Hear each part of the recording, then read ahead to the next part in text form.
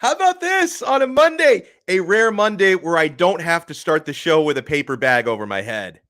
For those of you who are new, that's the rule. If there's a Monday coming off of a weekend where the Miami Dolphins and the Miami Hurricanes both lose in the same weekend, we start the show with the paper bag on my head, mourning our football teams.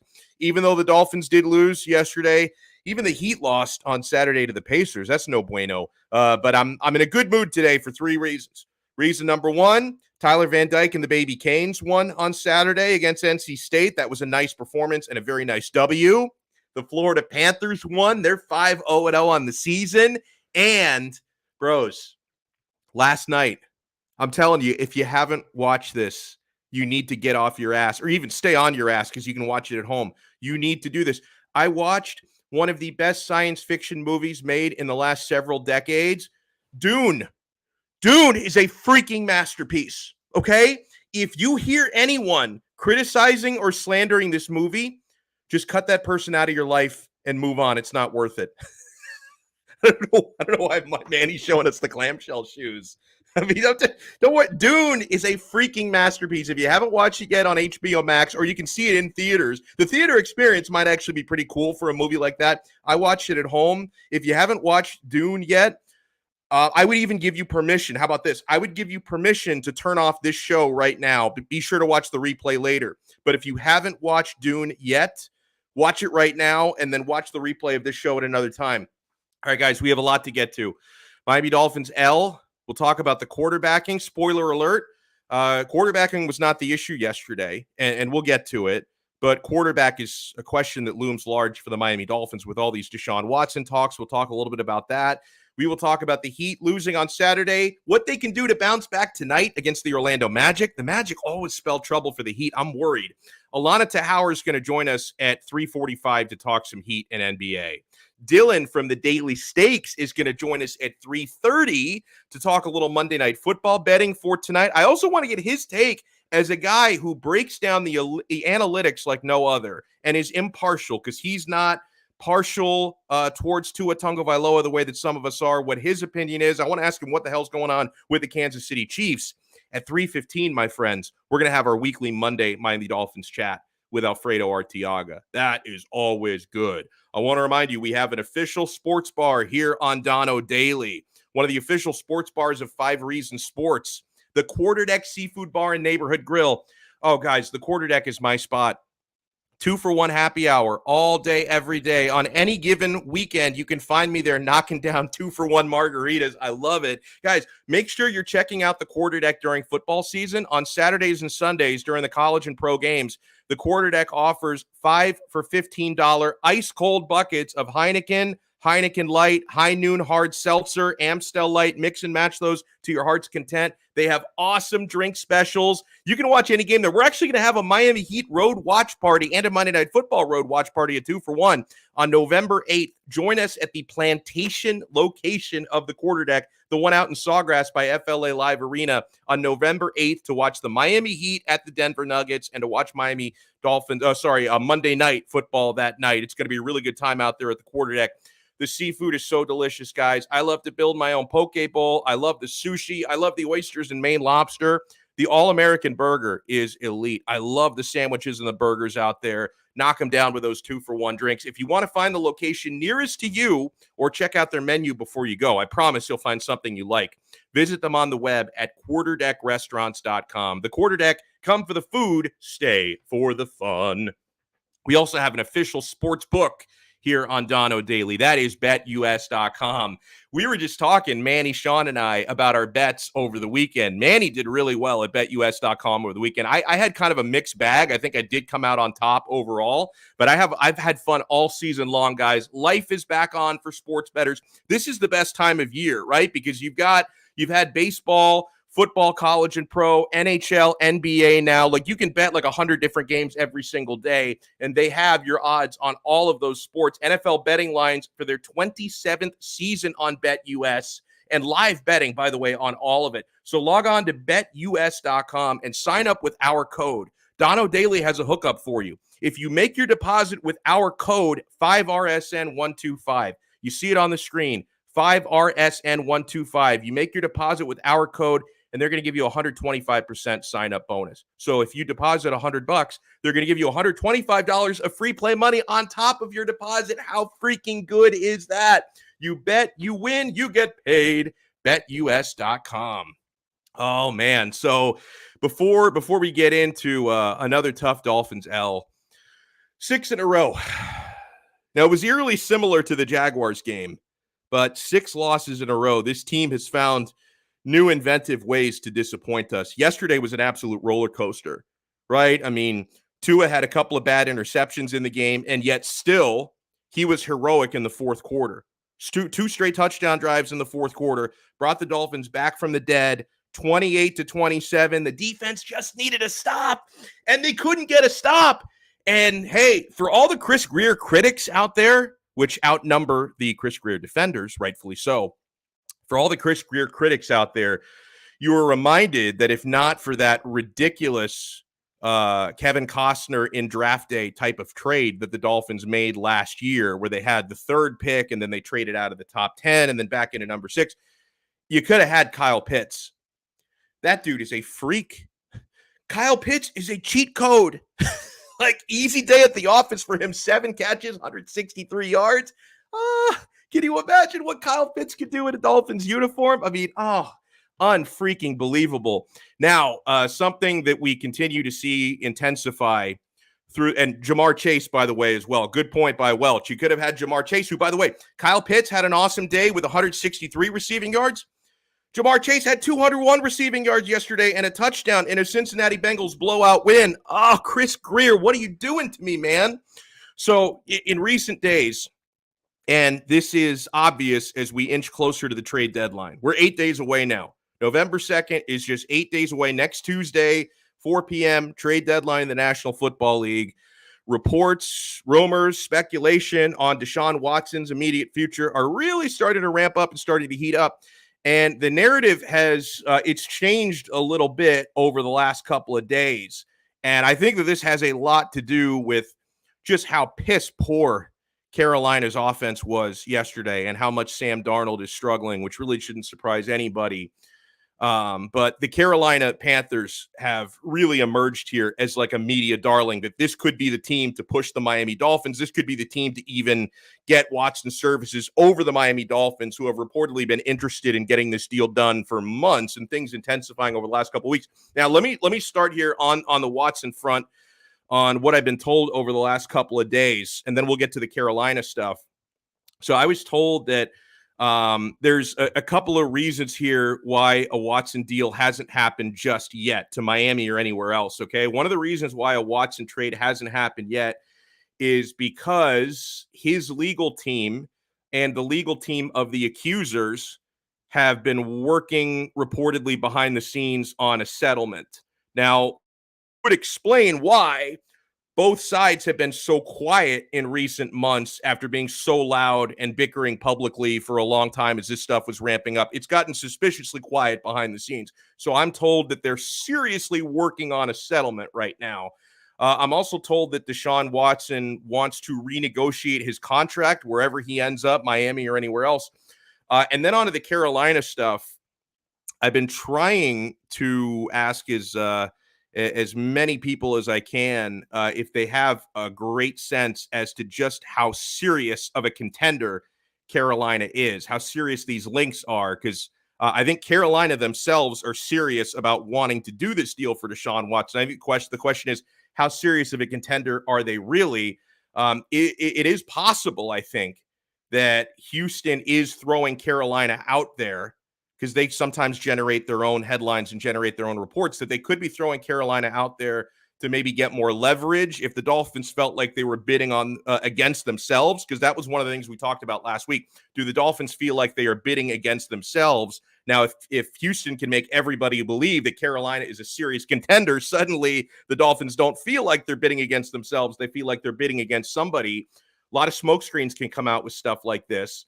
If you saw, if you saw Carolina's offense yesterday, you can understand why they might be sniffing around for another quarterback. Now, here's what I don't know, and I would love to know about this Carolina stuff. And I don't know if anybody really has a firm grasp at it at this time.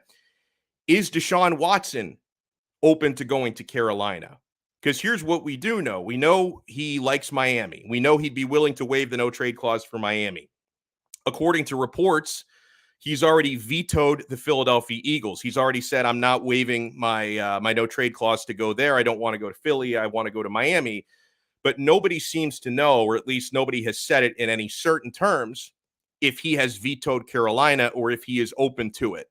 Right? Because remember, he has a no trade clause. I think sometimes people forget about that. I think people forget about it when they report on this story. I think people forget about it when they kind of weigh Deshaun's options. That obviously, with the sexual assault allegations, he lost quite a bit of leverage there because I'm sure a lot less teams had been seriously interested that might have been seriously interested before all the lawsuits. But the only leverage that he does have left, and it is significant, is he can veto a move if Houston wants to make a deal to a place he doesn't want to go.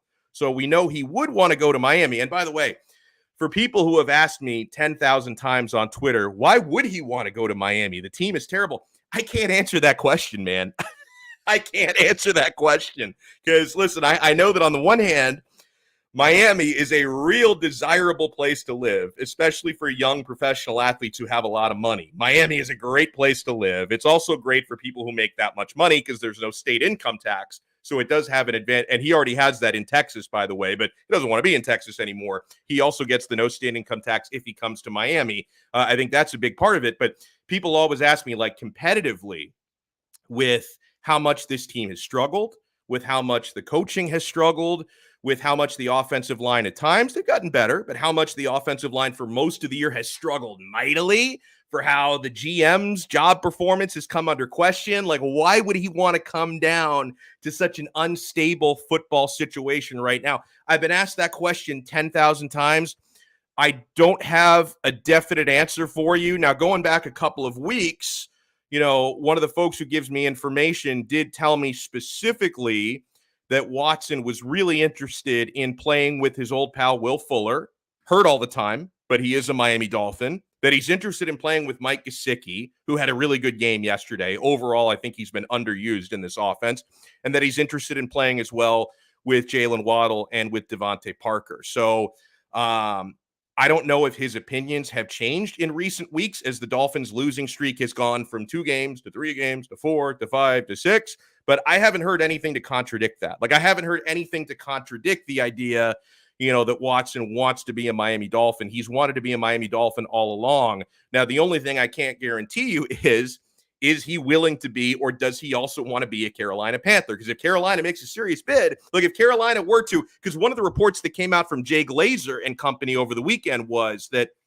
that the Houston Texans, I think this was from the Jay Glazer report. He was saying that the Houston Texans have basically informed teams, if you want Watson, you've got to outbid Miami. So that implies to you Miami has already made a bid. And if you want him, you have to outbid. Then the question becomes, is he willing to waive his no trade clause for destination X, Y, and Z? Because all the reports have indicated he is willing to waive that no trade clause for Miami.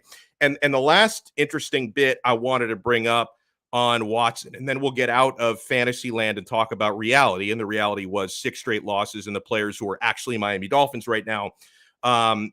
Chances are you didn't miss this, but in case you did, this was a really revealing piece of info. And Ian Rappaport has said this now on television a couple of different times over the last few days. Now, this doesn't mean so much for the long term. This is about Deshaun Watson's legal issues. Like, this doesn't mean so much for the long term, but this does mean a lot in the short term, okay? So Ian Rappaport has been saying now, based on the letter of the law in the CBA, Deshaun Watson, as things stand right now, would not be placed on the commissioner's exempt list, and he would be eligible to play immediately if a team activates him, right? Whoever trades for him, or if Houston someday wakes up and says, you know what, let's activate Watson today.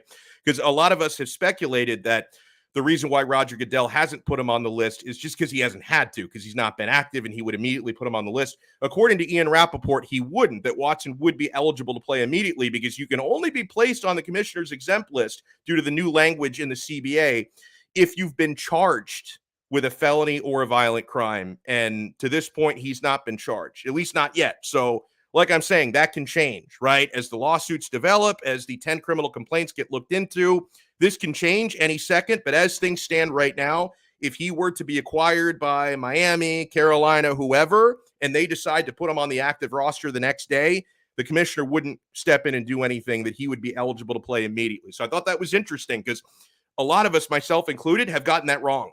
Like, a lot of us in recent weeks have been saying, well, as soon as he gets traded somewhere, Goodell's going to swoop in and put him on that list, and who knows when you'll see him. According to Ian Rappaport, that's not the case. All right, let's bring in our Miami Dolphins go-to guy who he's got a great choice in headwear. I think the two of us are matching today. Alfredo Arteaga from 3 yards per carry on the 5 Reasons Sports Network. Now, Alfredo, are you like me? And I know I like talking about it on this show, but at the same time, I cannot wait for 4 p.m. on November 2nd so we can, one way or another, we can stop talking about all this stuff because it's getting a little bit wild out there. Are you looking forward to that day as well? Absolutely, and I'll be looking forward to it for many reasons. First of all, that's a watch party. I don't know if you guys know about it. Dangerous Minds, baby. Yep. So there'll be a watch party. I'll be there, so you could come and scream at me if they made the trade or not. And I believe if they don't make the trade, then they're building around Tua, and they're not going to make the trade going forward. Because I do believe if they don't make the trade by November 2nd, I think Deshaun Watson gets many suitors. Yeah. Come next offseason. And not only does he get many suitors, I believe that Deshaun Watson will probably look at it as a slight that they didn't pull the trigger before November 2nd. And since he does have a no trade clause, maybe he gets rid of Miami from his short list. And to be honest, I don't think that's such a bad thing either. Yeah, I'm totally with you. Now, something I haven't talked much about since we opened up the show 17 minutes ago was, the performance of the man who is right now the Miami Dolphins quarterback, who overall, and I said that the one thing that I did say is that loss is not on the quarterback. I know he did throw a couple of interceptions, the second of which looked especially avoidable, but did have receivers screwing up on both of those plays, to be fair. 4 touchdowns to 2 interceptions on the day. And I appreciated the fact, Alf, that even after throwing that second INT, which made a lot of people think, game over, signed, sealed, delivered for Atlanta, he then did manage 2 consecutive very nice touchdown drives with touchdown passes to put the Dolphins up 28-27. Then you put it in the hands of your defense. They failed miserably. So Again. So, I mean, what's been your big picture take on the Tua performances these last couple of weeks since he's come back from IR? Well, it's been 2 weeks in a row where he leaves the field with a lead, and the next time he sees the field, he's walking onto it as a loser.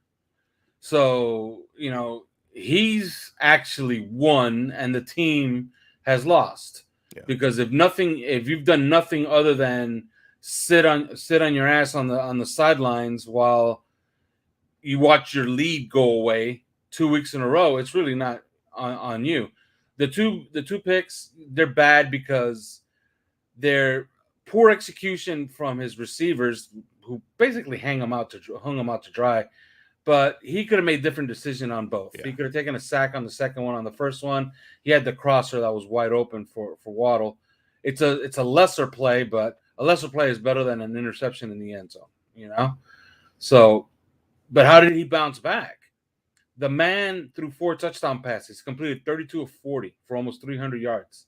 That's 80%. Had a 109 passer rating. The last time that happened and a Dolphin quarterback lost, it was Dan Marino in 1995. Okay, I asked Daniel Osufi of I believe the Sunset. I want to get this wrong. But he had the stats, and let me look him up right here. And just so we're clear, just so we're clear, they didn't trade Marino at the deadline after he played that game, did they? No, and it's completely a player plays as well as he does, and the first thing you're gonna come up with is, oh, but those interceptions were bad. Yeah, but what was the score when he left the game? Yeah, 20. You have to look at it. Everything is is all part of it. So I don't know. It's it was one of those things yesterday where you kind of saw it coming. Like you said, okay, team's looking better. Quarterback's looking really, really good. Offense looks alive. They have a running game.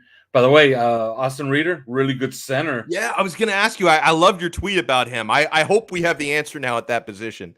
He was making plays, and this is a guy, and I hate when front offices do this, but sometimes it works out, right? This is the guy that snapped the ball to Patrick Mahomes in a year where they won the Super Bowl, and he played all the games. Mm-hmm. So he has to be good, right? Well, he was very, very good yesterday. So hopefully he's like that the rest of the year. They extend him, and then at least they solved one position on the offensive line. But you kind of saw this coming. And by the way, Daniel Oyefusi, he's the guy who replaced Armando Salguero in the Miami Herald. So props to him. He came up with the stat on Dan Marino was the last to do it. So, yeah, it's just they were going to find a way to lose this game, it seems. And I kept looking at the score. Once they got that touchdown, I got pretty excited. I'm like, you know what? The defense is going to need a fluke turnover here somewhere. Like Matt Ryan is going to have to throw him one because I could just see it coming. They're going to kick a field goal. There's too much time left. Yeah, and I felt like at that point the Dolphins had already used up their incredible takeaway because the Xavier Howard interception was just an incredible play, and for as many takeaways as X has created the last couple of years, I didn't think he had that in him twice in the same game. So I'm like, man, we used it up too early.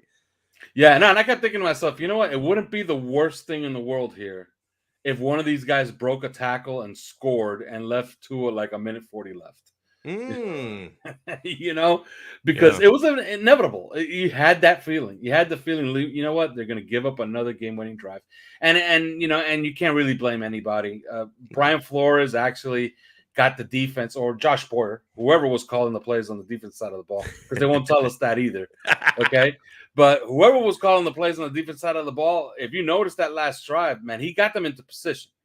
He sent a couple of blitzes Matt Ryan's way that were well-timed and came in completely free, and even managed to get Xavier Howard with help over the top from Javon Holland on Kyle Pitts. So you had the perfect coverage, a blitz called on. Matt Ryan threw it up to Kyle Pitts, and Kyle Pitts beat Xavier Howard anyway to set up a field goal try from a really good field goal kicker. So, yeah, it was going to happen. It was just a matter of how.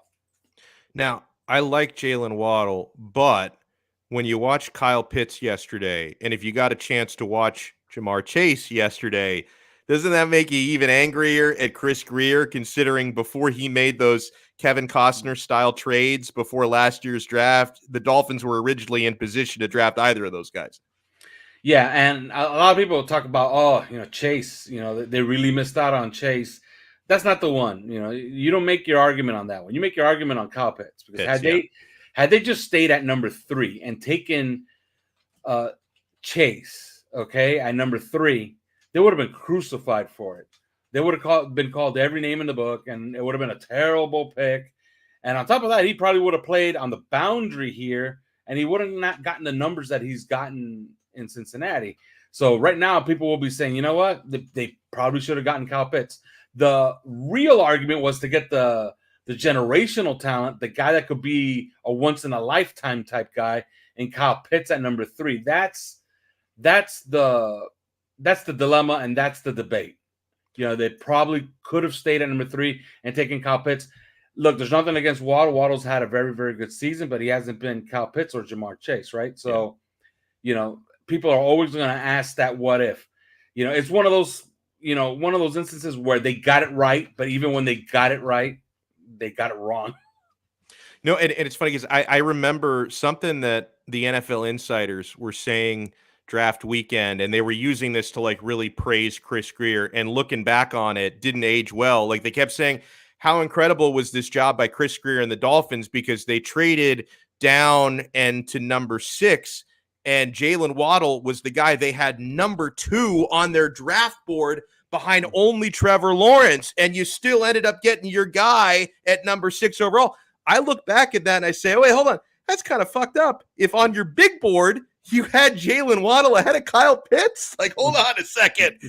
You're like, don't use that to defend the regime. If anything, you say, what was wrong with that big board?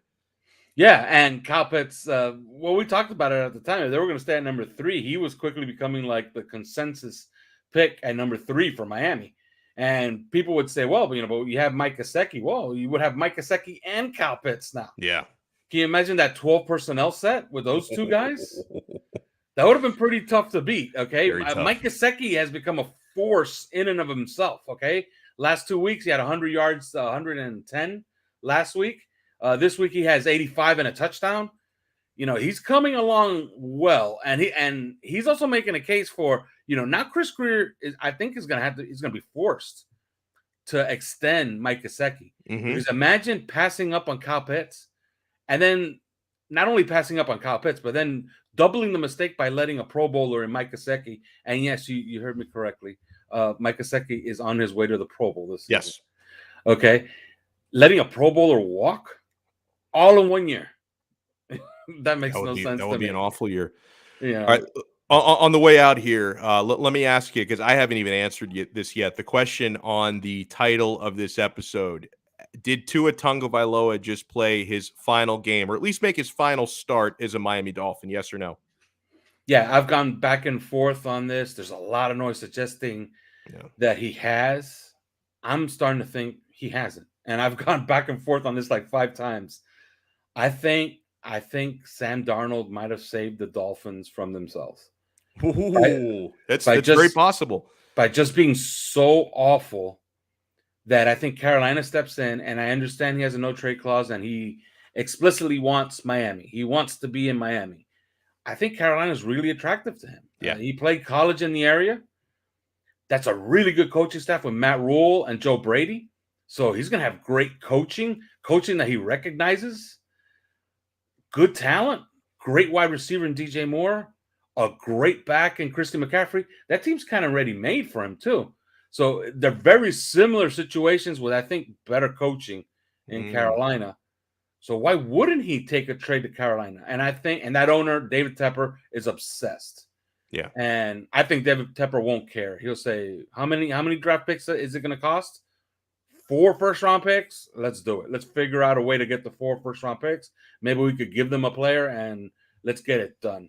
I think Carolina comes in, swoops in at the last second, and gets Deshaun Watson, and probably saves Miami from a dumb decision.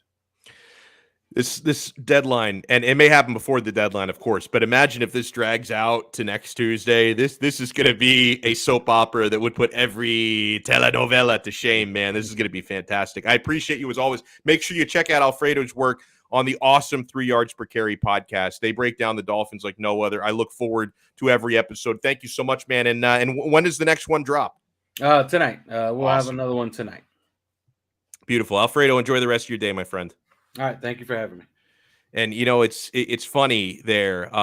At the same time, I've gone on record multiple times and said, if I'm the Dolphins, I'm very hesitant to make this Watson move. And I think they have been hesitant. It's why they haven't made it yet. I'm hesitant to make this move because of all the legal question marks. If it was strictly a football decision, then they should have made the move already. Like if it was strictly football and you didn't have the 22 allegations and lawsuits and all that, I think it's a no-brainer because it's, I know this is going to sound disrespectful to Tua, but I don't think Tua will ever be as good of a football player as Deshaun Watson already is. So it just made too much sense to make that move. The legal stuff threw, a huge issue into the mix here. But then at the same time, it's like Alfredo said, maybe the Carolina Panthers saved the Dolphins from themselves, but wouldn't it be so Dolphins where this saga has been going on for the last 8 months? Right? Even before the allegations started coming out, for 8 months, people have been talking about the Dolphins being the front runners for Watson, wanting Watson. And it's been a massive distraction. Like it has been a massive distraction. I mean, even Tua, I'm not saying it affected him on the field yesterday, but clearly it's affecting him a little bit mentally because he talked after the game. He said, yeah, listen, I hear it, but I don't listen to it. And, he's had conversations with Brian Flores about this stuff behind the scenes. This has been a massive distraction for the Dolphins for the last 8 months. And so it would be so Dolphins if they've wanted to make this move and then Carolina swoops in and makes the move in the back door and it's not been a distraction for them for the last 8 months the way that it's been for Miami. That would be the most Dolphins way to carry this one out, man.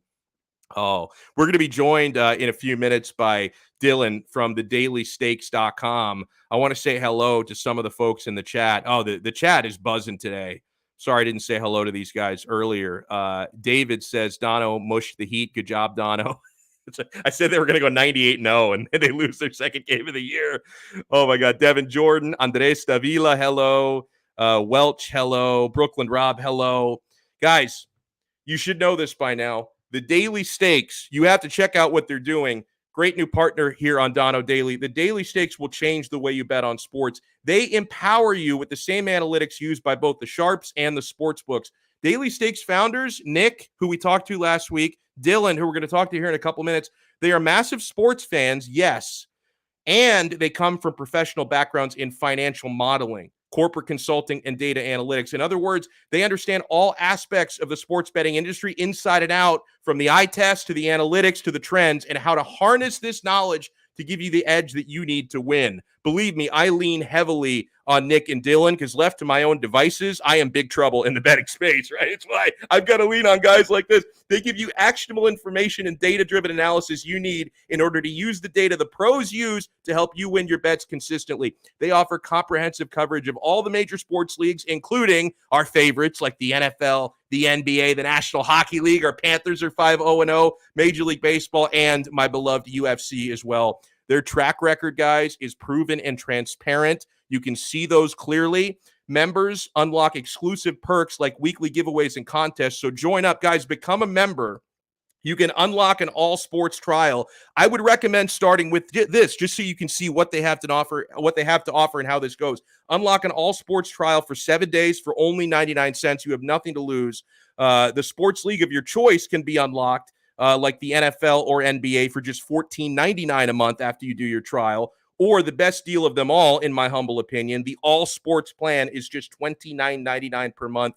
Play smarter, bet smarter with the Daily Stakes. Sign up at thedailystakes.com. We are joined now by Dylan, one of the founders of the Daily Stakes.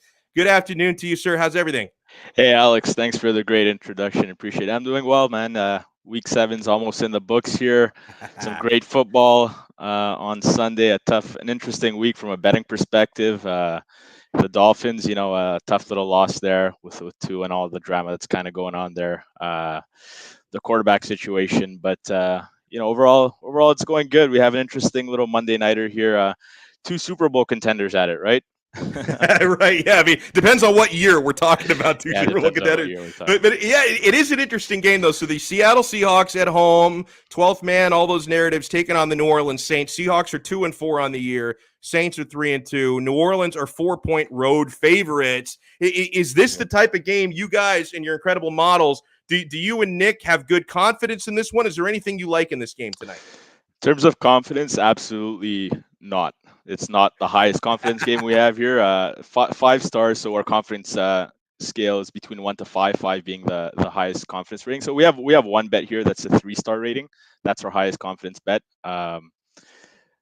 When we have only one game, we'll coin them as 5-star bets once in a while, but we have a pretty strong play here. Nice. Although given the matchup, the injury situations, a lot of the model is backed by numbers and stats. And when you have quarterbacks like Geno Smith and Jameis Winston kind of running the offenses, the factoring kind of changes a little bit, and it turns into more of a qualitative a discussion around some of the bets when such a major factor is kind of changed on both sides of the game. But there is one clear advantage that one of these teams have, and maybe I'll walk you through it, and Sure. I'll give you the best bet. So is to start off, 55% of the public's laying the money on the Saints to cover the spread here. 55% of the public and 75% of the money. So a lot of the sharp money is on the Saints, and I think there's good reason here. Seattle's at home, but they're 2-0 against the spread at home so far this season. The Saints, the past 2 road games, they've won. And it comes down to, without Russell Wilson, just don't see them keeping up pace here against New Orleans is a tough team on the road. They've won their past two road games, like I mentioned. They're a middling offense. Nothing really special there. They're ranked 14 by PFF. And with the game on the line and Geno Smith, as we saw last week, he's there isn't much to it. That he's gonna screw it up, and when you have such a pivotal guy like Russ, that's for probably a month now, it really doesn't help the scenario. Now the key element here is really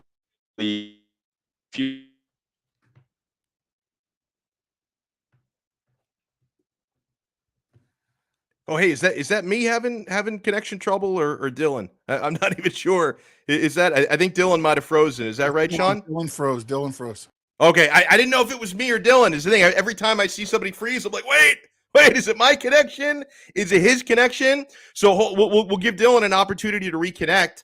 And I got to tell you, what he was starting off with on that Monday night game, that to me, for people who were just starting out in sports betting, I'm telling you, one of the, because you always, when you're starting out, you try to go with your gut, right? And listen, the gut can be right. You can know a lot about the game, but sometimes your gut can let you down. One of the most important pieces of information you can get is where the money is going, right? The majority of people are betting which side. The majority of the money, which is even more important because the sharps are the ones who bet big time money on things. Where's the majority of the money going? Who are the majority of the bets going towards?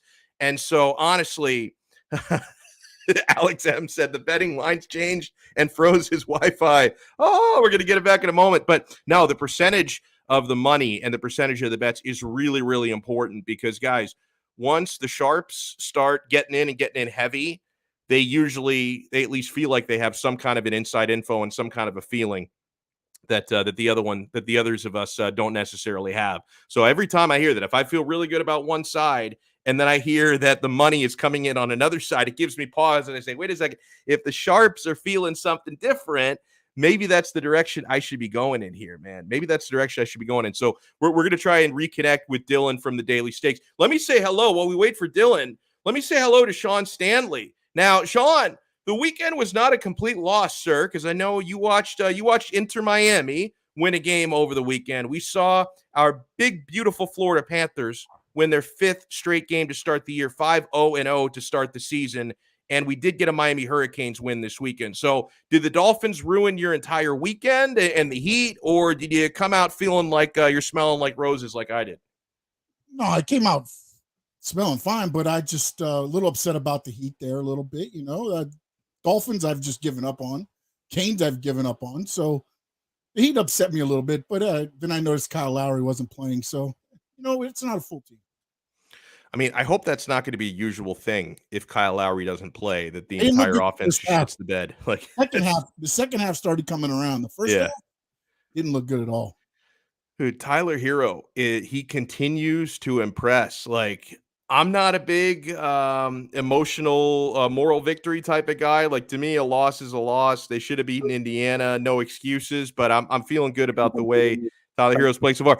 He is making his triumphant return. We have Dylan back from the Daily Stakes. Man, I thought maybe I thought somebody was trying to block you from giving us all that important info. Yeah, sorry about that. Can you hear me well? I'm actually taking it from my phone. No, you sound fine. Internet's okay, perfect. Yeah, sorry about that. I guess, but it happens sometimes. You were saying something just as I dropped off. Yeah, no, I was saying that honestly, like for people who are new in the sports betting space, one of the most important information you can get is where the money is going and what percentage of the bets, but especially the money. Because like you say, 55% of the bets are coming in on New Orleans, 75% of the money. Like to me, that's the most valuable information because the sharps don't start moving big money just on a hunch. Like they usually feel pretty confident about something if they're going to go all in like that. Yeah, man, I agree with one of the most common beginner mistakes we see is that people follow the public, but following the money is a lot more valuable. Is a more valuable metric to look at. So, looking at both and then seeing if there's a disparity also helps. So, for example, if you see 60% of the money, 60% of the public's on the Seahawks, but 80% of the money's on the Saints, that's an even clearer indication that, okay, well, sharp money is moving towards the Saints. There's something more to look at here than just, following the public here. So uh, the golden rule is if you follow the public all the time, well, sports betting is based off of, losing tickets. So you're going to lose in the long run if you do that. Yeah, and correct me if I'm wrong. You probably remember this better than I do. Now, I remember when I lose big bets, of course, and I did lose on Kansas City in the last Super Bowl, right? And somebody Right. told me before that game that the money really started to come in on Tampa Bay, and that I didn't allow that to dissuade me. I probably should have allowed that to dissuade me, but if I remember correctly, that was the way the sharps were all moving in on the Buccaneers before they won that Super Bowl. Yeah, and that happened right before the game. A lot of the initial money was on the Chiefs, but then it kind of swayed near the end. The thing about the Super Bowl is that's one game where it's tough. It's tough to get it right because it's one game. There's a lot of factors, a lot of new money coming in. Because it's like the Super Bowl, so people that normally don't lay bets that have a lot of money and that are whales will just slap money onto the Super Bowl. That's really what it's all about. So yeah, it's important to keep in mind, and it's also important to keep in mind that it's a marathon, not a sprint. If you're trying to sprint your way through sports betting, that sprint's going to end early with a few injuries and then problems with the bankroll. Now, with you coming on today, I was really looking forward to getting an impartial and informed opinion on Tua Tagovailoa, and I say that, Dylan. And of course, I'm in South Florida. We talk a lot of South Florida sports. We talk a lot of Dolphins. A lot of the debates on Tua between Dolphins fans, it's like trying to debate politics and religion. Like people get very offended. They have strong ideas one way or the other about the player. Like you've got some people who worship at the altar of Tua, and this guy's a future Hall of Famer. We're screwing him over. He can't do anything wrong. Everything is somebody else's fault. Then you have some people that are so far on the other side, like, oh, this kid sucks. He's terrible. Never should have drafted him. Got to get rid of him. I'm sure the truth lies somewhere in the middle, but I wanted to ask somebody like you without a horse in the race, and also somebody who watches games from a much more analytical standpoint. What's your opinion on Tua? Yeah, I think you said it best, Alex. I think it's somewhere in the middle. There's no extremes here, and let me pinpoint and break down some numbers before yesterday's matchup, and we'll kind of put things into perspective, not just looking at Tua, but looking at the Dolphins together. All right, so they lost five in a row before yesterday. That's 6 in a row. It's going to be 7 in a row because they're playing the Bills next week. All right, so I mean, I'll say that right now they're going to have a trouble beating the Bills. They're playing in the Bills have home field advantage, so that's not going to help. They lost Urban Meyer and the Jacksonville Jaguars. They were 29th in points scored in the league, 28th in rushing yards in the league. Their leading rusher was averaging 29 yards per game. 29 yards per game. That's atrocious. Their leading receiver is Mike Gesicki. I mean, the tight end is their leading receiver, and then Deshaun Watson is coming into the mix, and that's where some of the drama is unfolding. So I think it's more than just a Tua situation. I think Tua did what he can yesterday: 291 yards, 4 touchdowns, 80% completion rate, 2 costly interceptions. All right, so we can't disregard that. The only other QB in NFL history to put up a loss with those numbers was actually Matt Ryan, who was playing games. So, I think I don't know if Deshaun Watson is the solution here to anything. The way I look at it is I feel like you should ride it out a little bit more with Tua. Give him a shot. It's more than just Tua, but at the end of the day, with or without, with Deshaun Watson or with Tua, the Miami Dolphins are in a tough position this year. I don't know if that's the right thing to do, but at the end of the day, I'm not sure if that's the right answer. All I know is that it's a bigger problem than just Tua, and I think you got to give him a little bit more of a chance here. And I think the way he handled the post-game press conference was fashionably done. He did a good job. He's doing what he can, playing game by game. And if I were a Dolphins fan, I'd be on the Tua side. But that's just me. I want to know your thoughts here, Alex, as a Dolphins fan. Yeah, my primary thought is if this was strictly a football decision, like before the lawsuits and stuff, because the Dolphins were even mentioned as a suitor for Watson before the 22 lawsuits. At that point, I would have thought it was a no-brainer to do this, just because I couldn't confidently say that Tua Tagovailoa would ever be as good as Deshaun Watson is right now or was at that point. What gives me a lot of pause is just, the uncertainty. Like, if the Dolphins were to have the luxury of playing out the rest of the season and then making a more informed decision this offseason, because by the offseason, I think you'll know a lot more about the legal status than you know right now. Like, if you could be in position to make a more informed decision, okay.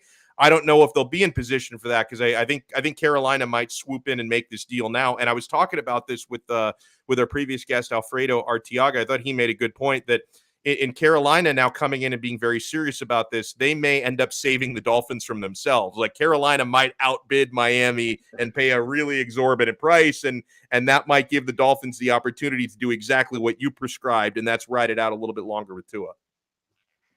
Yeah, I like that. It might be a blessing in disguise. Carolina comes in and swoops it in. I think, the off field factors also, it's hard to quantify that in certain ways, but with Deshaun Watson, there's a big package that comes with that element and kind of managing all of what comes with that. So I think, I don't have a strong firm say at this point. All I know is that the Dolphins as a team, I don't know if this is gonna sound that there are two other Florida teams here. I haven't heard of any Jacksonville fans. I know if you're based in Florida, you have the Bucks, the Jaguars, and the Dolphins. I don't see many people riding the Jags, especially. I think I've only met one. Now. Like, I know one guy. There's actually a guy in Miami radio who's a Jacksonville Jaguars fan, and I've never met another fan. Yeah, they're few and far in between, but yeah, overall the Dolphins, I mean, next week is looking tough too. So the way I see it, they're going to lose 7 in a row, and this is kind of going to continue. But I'll definitely be interested to see what happens there with Tua. I hope they give him a little bit more. I hope they let him run it down a little bit longer. But that's more of a personal opinion than more of like a firm by the numbers opinion. Oh, I got you. And there's one more thing I want to ask you, and I'm sure that there are some numbers that can maybe explain this or maybe not.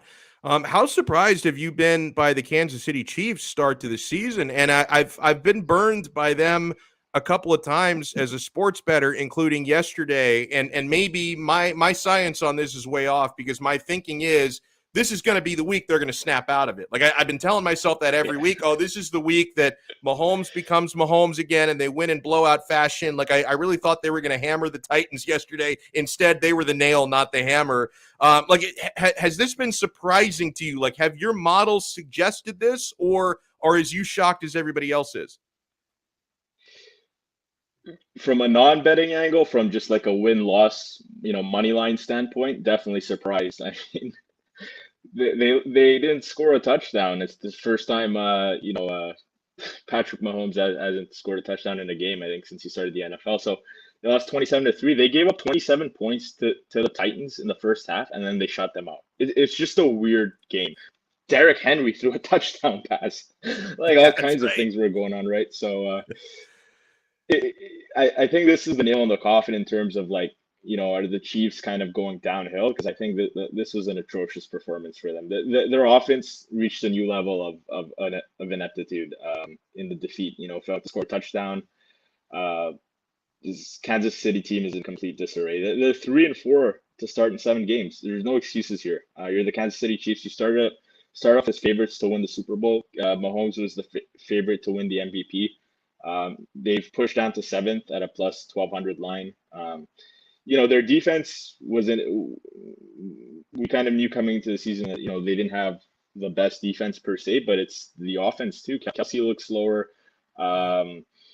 Hill is not getting as open. CH's injury, I feel like, has a lot to do with the running game here. And Patrick Mahomes is fumbling the football. He's already had more interceptions than, all of last season, and this is excluding last week's game. So, a lot might have to do with his brother, Jackson Mahomes, who's like a TikTok star all of a sudden. I don't know if you knew about that. I heard something about that. I don't even know how to use TikTok, but I've heard. Right. So, there's more to it, but I think now, from a betting perspective, it didn't impact our models too much on the spread, because over the past 16 games, they've only covered the spread 3 times. They're terrible at covering the spread. The Chiefs are terrible at covering the spread. So we made a conscious effort to kind of adjust anything and avoid the Chiefs on the spread. We don't necessarily take the other team to cover, but we just kind of lay off the confidence when it comes to the Chiefs, because historically speaking, they're one of the worst teams to cover the spread, ironically. Yeah. So something to keep in mind. Oh, I love it. And by the way, you guys need to check out the work that Dylan and his partner Nick are doing, thedailystakes.com. This is unbelievable insight. And listen, I hope my audience heeds these words, because I have a reputation, Dylan, and it's not a great one. My viewers know me as the mush. So whatever I say, they tend to fade my picks, and hopefully you guys realize that Dylan and Nick are the anti-mush. Like, these are the people who need to be taken seriously. And guys, take advantage of that 99-cent 1-week trial where you can unlock all sports. I think it's the best deal, honestly, in the betting space I've ever heard of, to be able to unlock that insight for 99 cents. And then, you can decide if it's working for you, if you like the info, and then you can lock in one of the very affordable packages once the trial expires. Dylan, I cannot thank you enough, man. And I'm certainly I'm going in on the Saints tonight, so I appreciate the advice. Awesome. Yeah, that's big. Thanks for having me, Alex. I had a ton of fun, and hopefully I'll be back on soon to break down another matchup. But I just wanted to shout out that we do have a little podcast going that we've kind of that's just right. Shout that out for sure.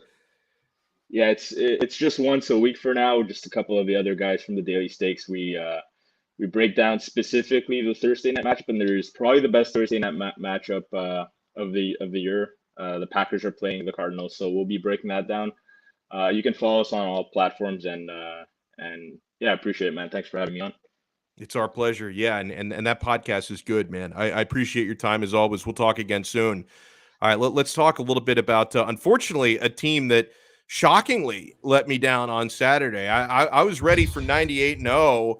How about this, Allana? I think our guy Michael Christian was probably responsible for mushing the Heat over the weekend, and that had to be extra painful for you, because I remember what you told me about how much you hate Indiana. You just don't like the state of Indiana, nothing. So for the Heat to lose to that team, that must have pissed you off.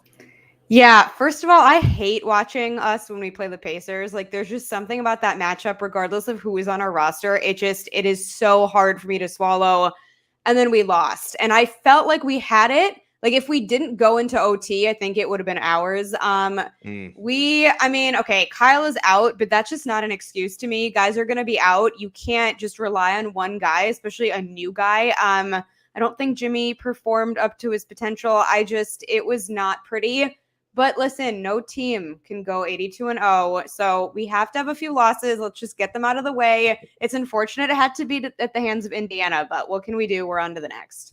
And I got to admit, I know it's a home game tonight, and it's a game they probably should win, but I get a little scared every time I see the Orlando Magic on the schedule, because the Heat over the years have found too many ways to lose to that team. So are you expecting a big-time bounce back tonight, or is this going to be the usual horror story against Orlando? You know what? I really hope it is a bounce back. The only team that I dislike more, like playing more than the Pacers, is the Magic. Maybe though, don't we usually open against the Magic? So I'm feeling like since the Magic is now they're like not the home opener, maybe we can beat them. Like, that's my line of thinking. It's just holding on to the fact that like the schedule has changed, so maybe our bad luck is done. I would love to think that, Jimmy's hungry for the win, especially after, again, it's not all his fault, but I do think a lot of the blame can be put on him. I don't know if Kyle is back yet. I don't know how I feel. If it's that bad, maybe he should still sit out a little bit. But yeah, I hate playing the Magic, and I'm a little bit scared, but I'm going to go into it with glass half full. Yeah, and you alluded to something a little bit earlier about, just how much the offense looked without Lowry in the second game. I mean, that in itself is concerning, because on the one hand, it's like, oh, look how great Lowry is, what a difference he makes with the pace and the efficiency. But then at the same time, he's 35 years old. He's probably going to miss some games here and there. I don't want there to be that much of a drop off without Lowry. So, I mean, how much of that was just, Jimmy didn't have it that night and these are fixable things, or do you seriously worry what this team will look like without Lowry on the floor this year? Yeah, I mean, I don't think I'm the first person to say this, but without Lowry, like we kind of look like we're the same team as last year, which is definitely problematic. Again, obviously we don't have Depot, so I think when he comes back, that'll be helpful. But I mean, between his age and just the fact that like we are built for the playoffs at the end of the day, so guys are going to rest, including Kyle. I don't think it's okay to depend on him. Tyler was looking great, but Tyler cannot carry the load of the entire team. I think that Bam still needs to just maybe not. I think his aggression is getting better, but he needs to find his own shot. I don't think that he needs to sit there and wait for someone to create it for him. And I think that missing Kyle definitely put him back in the mindset of, okay, maybe I'm not the number one guy here, but especially when Jimmy's not having a good night, he just needs to step up. So yeah, it's a little bit concerning. I don't think necessarily that like one game is indicative of how the rest of the season's going to go. I like to think that it's a very small sample size, but it's something to definitely keep in mind for sure. Now, something that was a bright spot in not a great performance, and he's been so since preseason, Tyler Hero. I mean, he looks like a different player this year, Allana. I mean, what has really stood out to you? Is it a confidence thing? Is it the size that he put on in the offseason? What are the factors to you as to why he just looks so much more convincing than he did in his second year? Yeah, I mean, I think confidence is where it starts. I think that he came into the league definitely feeling himself, and I think that we saw that in the bubble. But afterwards, I think he lost a little bit of that. I think that the fact that he was constantly in, trade talks didn't help. So I think that's where it starts. But I also think physically he put in the work, and I think he now has something to prove more than anything. So I definitely I think all around he is working both mentally and physically to become better. I think it's great what he's doing. I just don't think it's enough for us to be as successful as we want to be. So I need him to continue that, but I need other guys to step up too. Well, I appreciate this from Cliff. I hate basketball. What but about I like me? talent. I'm not enough. Well, I don't know. Maybe I don't know if he's seen you on here before because Cliff. I know Cliff from like a different life. Okay. He and I are both big Italian soccer fans. So he's mostly watching European soccer. So I don't know. I don't know if he watches this show every days or some days, but I want to make sure that Cliff is the number one Allana Tachauer fan by the time this interview is over. Everyone should be at this point. Come on. I only have great takes, and I'm sure Michael can attest to that. I'm sure you can. And by the way, I was talking before you came on. Dylan was mentioning something about TikTok. Like I don't even know how to use it. Like I'm very active on Twitter and I'm somewhat active on Instagram. And I know you're very active on those platforms. Mm-hmm. You do a great job. Are you on TikTok? Do you have to know how to dance to be on TikTok? I don't really understand what it is. So I am on TikTok, but I've never posted. However, me and Michael might have something up our sleeves. I'm not going to give too much away. A new era of Feel the Heat begins tonight, though. So you might see us on TikTok. But I take in content. I find a lot of stuff posted on there hilarious. It did start, I feel like, is mostly like people showing off dances and creating dances and whatnot, but it's taken off. So maybe it's time you get on there too.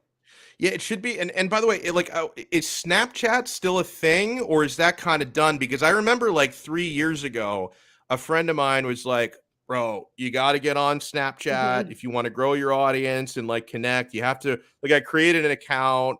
I never actually logged on after creating I don't even know what my password is. Like I don't even know if I still have the app, but I kind of feel like I successfully waited that one out. Like maybe Snapchat needed me to continue to be relevant because now I don't feel like anybody's using that anymore. It's all TikTok I honestly just feel like Snapchat's one of those weird like safe spaces where people post stuff that they don't ever actually want more than like 12 people that they're like, friends with on Snap to see. It's one of those things. Or honestly, I feel like a lot of parents still use it with their kids for like the fun filters, or maybe that's just the people that I'm friends with on Snap. So I think it's mostly died out for like promo stuff, but it's one of those like secret things, right? Where like, I feel like most people still have one and they use it in the way that they use it, but like no one will know. Like my username on Snapchat, like is not anything that will be my username on anything else. Cause I'm not trying to have random people find me.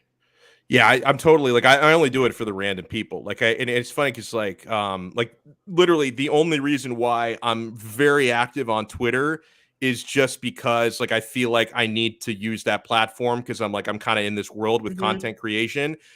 if I was an accountant or something, I would not be on there. Like, what the fuck is the point? Like, I You wouldn't spend wouldn't a second follow on like it. Heat Twitter if you weren't in the space. I feel like it's just like NBA Twitter's too fun to miss out on. I don't think you think it's fun. I think sports Twitter brings me a lot of pain. And I think Heat Twitter brings me a lot of pain, unfortunately. I There you think go. NBA Twitter at large is fun, but like Yeah. Heat Twitter has just gotten a little bit toxic. But maybe this is the year where it turns around.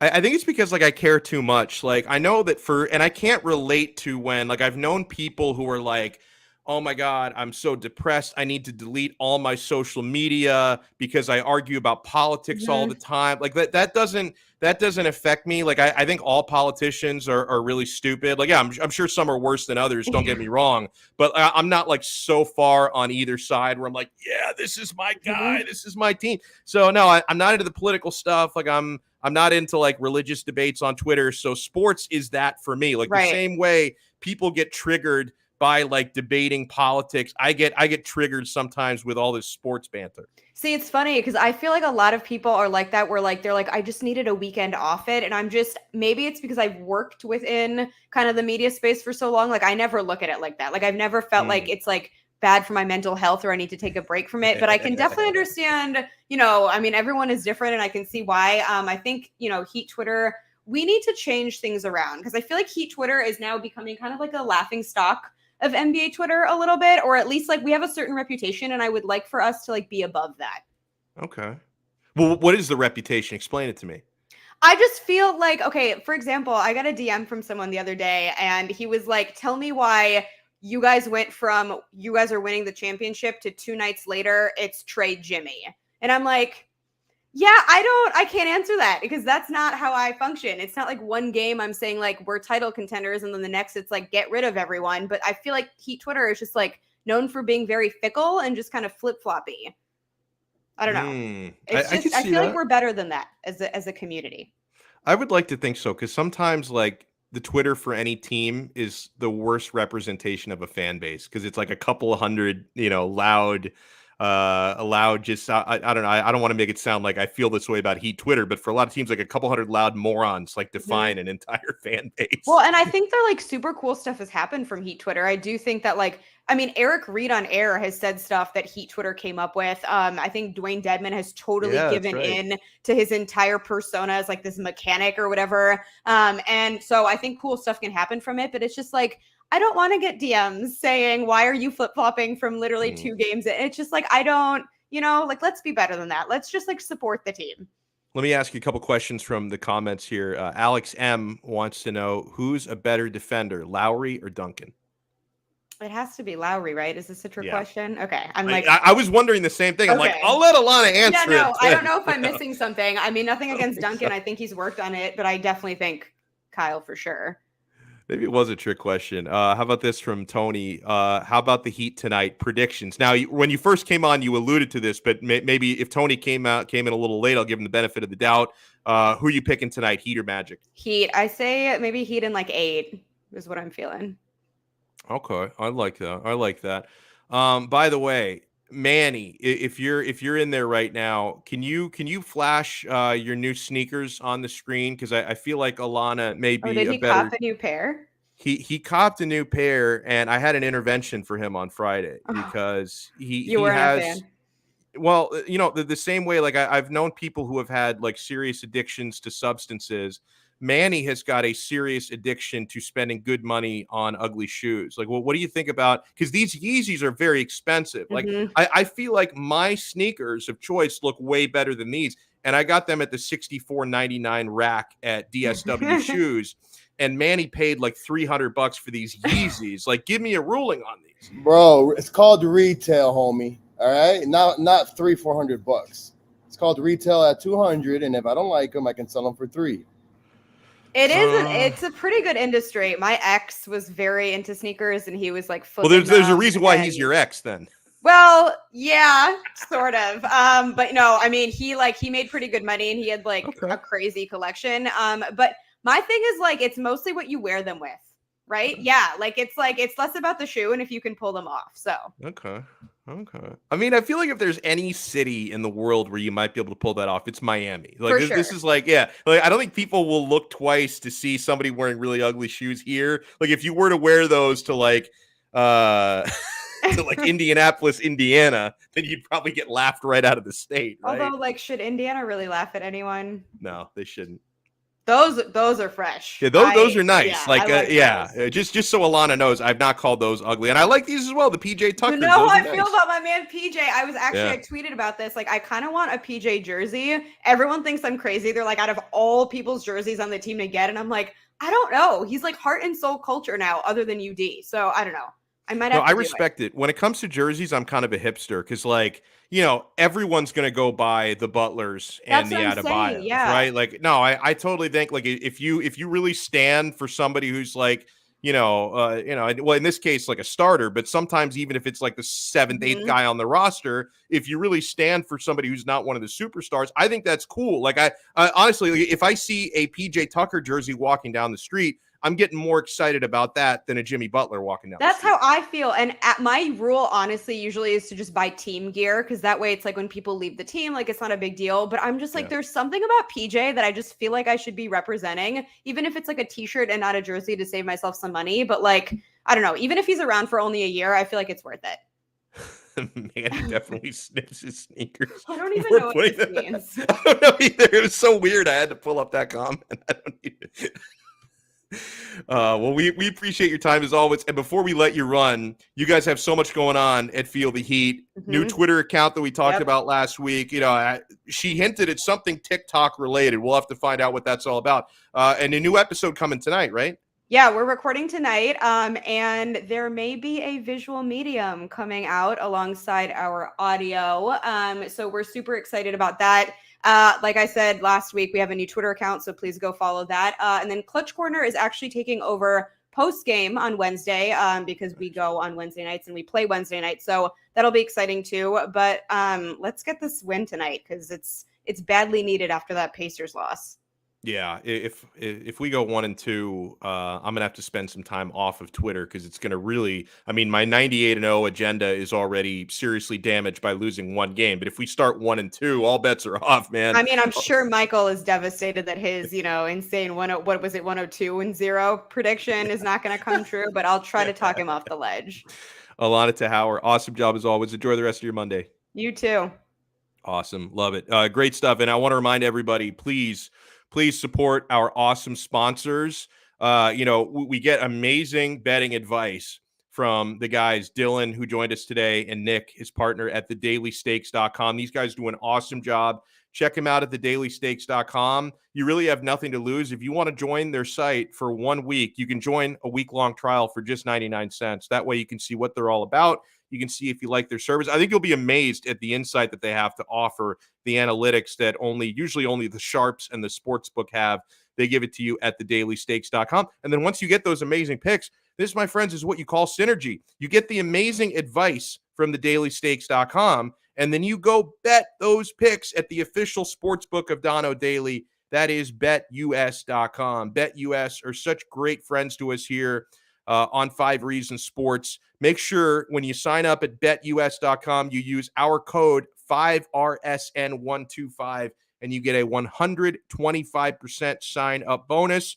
When I signed up, originally the first deposit that I made was $150, and they gave me $187.50 in free play money on top of my $150 deposit. How good is that? You bet, you win, you get paid. BetUS.com.